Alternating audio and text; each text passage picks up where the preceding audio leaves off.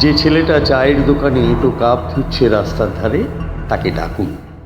তার কানে কানে বলুন, সুজলাং সুফলাং মলয়জ শীতলাং। হ্যাঁ, বেশ সুন্দর করে বলুন। যে মেয়েটা চাকরির নাম করে বনগাঁ কিংবা চাকদা থেকে রোজ সকালের ট্রেনে সেজে গুজে শহরে আসছে শরীর বেচে চাল ডাল নুন কিনতে, তাকে ডাকুন। তার কানে কানে সুরেলা কণ্ঠে বলুন, সাধুক জন্ম জন্মেছি দেশে। যে ছেলেটি লটারির টিকিট নিয়ে দরজায় দরজায় ঘুরছে আর বলছে, বিশ্বাস করুন আমি ভদ্রলোক, আজ 10 বছর হলো আমার কারখানা বন্ধ, লক আউট, তাকে ডাকুন।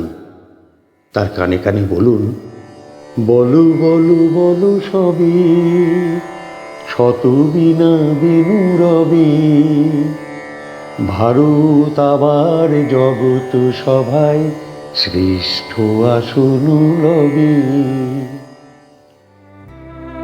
রাতের আকাশ কাঁপিয়ে অঝোর ধারায় বৃষ্টি নামলে যে মা আজও লণ্ঠন হাতে টালির ঘরে দরজায় ঠায় দাঁড়িয়ে থাকেন তার খোকন ফিরে আসবে বলে, যে খোকনকে এমনই এক বর্ষার উন্মত্ত রাতে কালো গাড়ির পুলিশ ডেকে নিয়ে গিয়েছিল আর বরানগরের রাস্তায় ভোরের ঘুম ভাঙা কুকুর প্রথম দেখেছিল যার গুলিবিদ্ধ রক্তাক্ত লাশ, সেই মাকে ডাকুন।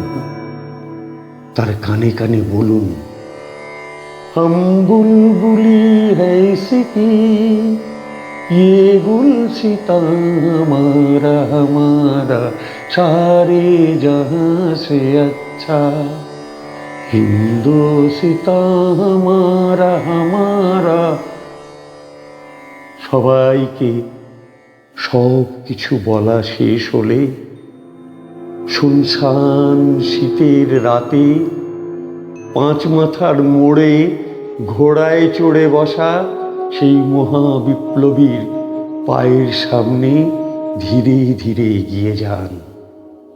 ফাঁকা রাস্তায় রাতের বাতাসে কান পাতুন, শুনতে পাবেন সেই বিপ্লবী পুরুষের বজ্র কণ্ঠ, আমি তোমাদের কাছে রক্ত চেয়েছিলাম, তোমাদের স্বাধীনতা এনে দেব বলে আমি পারিনি, কিন্তু আমি আমার সমস্ত জীবন উৎসর্গ করেছি।